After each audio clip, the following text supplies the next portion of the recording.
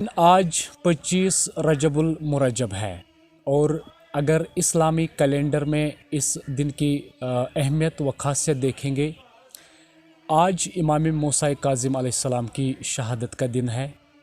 इमाम मूसा काज़िम बिन जाफ़र सादिक अलैहिस्सलाम आसमानी विलायत और इमामत पर चमकते रोशन सितारों में से एक सितारा है। जब दुनिया में आए तो हाथों को ज़मीन पर रखकर आसमान की तरफ नज़र की और अल्लाह की तस्बीह मदह की और फिर रसूल अल्लाह सल्लल्लाहु अलैहि वसल्लम पर दरूद भेजा। शिया इमाम मूसा काज़िम अलैहिस्सलाम को सिलसिला इमामत के 7वें ताजदार और रसूल अल्लाह के उन 12 जानिशीनों में से एक मानते हैं जिनके बारे में रसूल अल्लाह सल्लल्लाहु अलैहि वसल्लम का फरमान है कि मेरे जानिशीनों की तादाद 12 है। इराक़ वाले आप अलैहिस्सलाम को बाबुल हवाइज के नाम से जानते थे और अपने ज़माने के सबसे बड़े इबादत गुज़ार और सबसे बड़े आलिम और सखी थे। और हमारी कोशिश रहती है कि इन मौज़ू पे हम उन शख्सियात को आपके रूबरू लाते हैं जिनका सोसाइटी में एक सबसे बड़ा किरदार है और सोसाइटी के लिए इनकी बहुत ज़्यादा कोशिशें हैं। तो जिस शख्सियत को हमने आज इस प्रोग्राम में मदऊ किया है, आगा सईद अब्दुल हुसैन कश्मीरी, तो ये हमारा साथ देंगे इस प्रोग्राम में। इनके बारे में हम आपको बताते चले कि उलूम कुरान और फ़िक़ह पे काफ़ी महारत रखते हैं। 30 साल ईरान में गुजारे। थ्योरी थीसिस पीएचडी जो स्टूडेंट्स हैं जो बैरून ममालिक जाते हैं या पीएचडी में जहाँ पर भी कभी कोई परेशानी आती है तो आगा सईद अब्दुल हुसैन कश्मीरी से ही वहाँ पे काफ़ी सपोर्ट मिलता है इन्हें। 6 ज़बानों पर महारत रखते हैं, पर्शियन, अरबिक, कश्मीरी, उर्दू, हिंदी और इंग्लिश। और अब आज तक उन्होंने तकरीबन 100 किताबों का तर्जुमा किया है। तो आगे मज़ीद हम इनसे जानने की कोशिश करेंगे आज के दिन के हवाले से।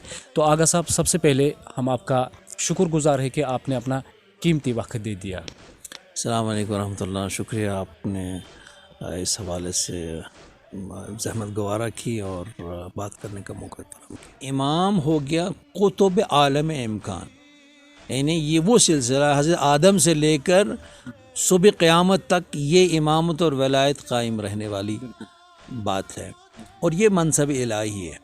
और जिस तरह इमाम ज़ैनुल आबिदीन अलैहिस्सलाम फरमाते हैं कि इमाम के लिए ताज्जुब हो रहा था कि जब इमाम हुसैन अलैहिस्सलाम अपने दुश्मन के इतने करीब हो जाते थे कि उसको मार सकते थे मगर वो छोड़ते थे।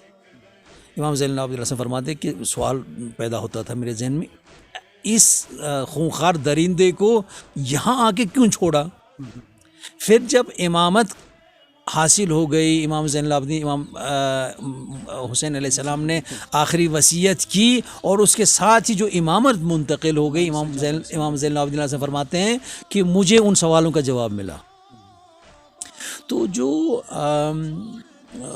इमाम का इल्म है वो वही इल्म है जो रसूलुल्लाह सल्लल्लाहु अलैहि वसल्लम जो मब्दा से वासल है, यानी जो जिस तरह कुरान जगह जगह फ़स्अलू अहले ज़िक्र की निशानी उनके पास है सब कुछ, तो वो अल्टीमेट उसका सलूशन है, वो इरादे इलाही किताबें हैं। और जब वो इरादा करें, देखें एक ऐसी तालीम हमें दी गई है इस्लाम में कि अगर आप वाजिबात के साथ साथ मुस्तहब्बात भी अंजाम दें तो आपकी ज़ुबान खुदा की ज़ुबान बन जाएगी, आपकी आँख खुदा की आँख, आपकी कान खुदा के कान, आपका दिल खुदा। ये कैसे? हम देखते हैं कि कोई कहे यार दुआ करना क्यों मुस्तजाब होती, क्योंकि उसने वो मुस्तहब्बात अंजाम दिए होते हैं, वो वली अल्लाह का कहलाता है। और जो खुद वक्त का इमाम हो,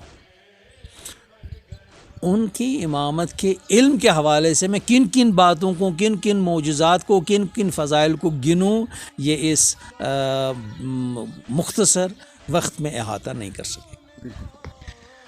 चूँकि आले रसूल का ये रोशन सितारा था, तो कैसे गुरूब हुआ आखिरी लम्हा जो शहादत का था, तो किन वजूहात पे जहर दिया गया, कैसे इसको गुरूब किया गया, तो ये हम आखिर में सुनना चाहते हैं। ہارون رشید نے پہلے اپنے چچیرے بھائی کے ہاں ان کے زندان میں رکھنے کے لیے حکم دیا، تو پہلے اس نے بڑے مظالم ڈھائے امام پر، اور پھر اس نے دیکھا کہ بھئی یہ تو صرف عبادت خدا تلاوت قرآن میں مشغول ہے، اس نے جرم کیا کیا، میں کیوں اس پہ ظلم کروں؟ تو اس نے کہا کہ خلیفہ میں نہیں کر سکتا.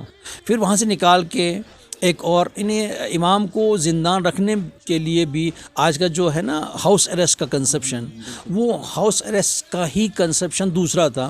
کیسے کسی ایسی جگہ، ابھی تو گرمی بند رکھتے تھے، مگر وہ کسی ایسی جگہ کسی ایسی شخصیت، وہ نامور شخصیت ہے جہاں ان کو رکھا گیا کہ لوگوں کا کہ وہ تو فلانی کے پاس رہ رہا ہے، مگر وہ ان کا اپنا زندان ہوا کرتا تھا، وہیں پہ ان کو وہ اذیتیں پہنچائی جاتی تھیں. تو اسی طرح 3 وہ جگہیں، 3 جو شخصیتیں ہیں، ان کے پاس امام کو رکھا گیا ان 4 سالوں میں. تو آخر میں جس طرح معصومین سلام کرتے ہیں امام موسیٰ کاظم علیہ السلام کو، کہ سلام اس پر جس کو زندان میں سختیوں سے شہید کیا گیا. یعنی امام موسیٰ کاظم علیہ السلام کو آخر میں خرمے میں زہر دیا گیا، اور پھر 4 سالہ زندان میں جو حالت امام کی بنی تھی، اسی لیے پھر لوگوں کو، شیعوں کو بلا کے کہا گیا کہ بھئی آپ شاہد رہیں کہ امام کو کوئی تکلیف نہیں پہنچائی گئی.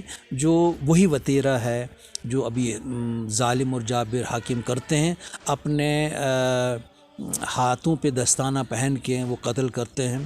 تو یہ جو آج ہم 1261واں یوم شہادت امام موسیٰ کاظم علیہ السلام کا مناتے ہیں، وہ دراصل ہم اس غاصب، ہر اس جابر، ہر اس ظالم حاکم کے خلاف احتجاج درج کرتے ہیں جو ظلم کا بازار گرم رکھتے ہیں، مگر خود کو اپنے آپ کو مسیحا اور لوگوں کا خیر خواہ جتلاتے ہیں.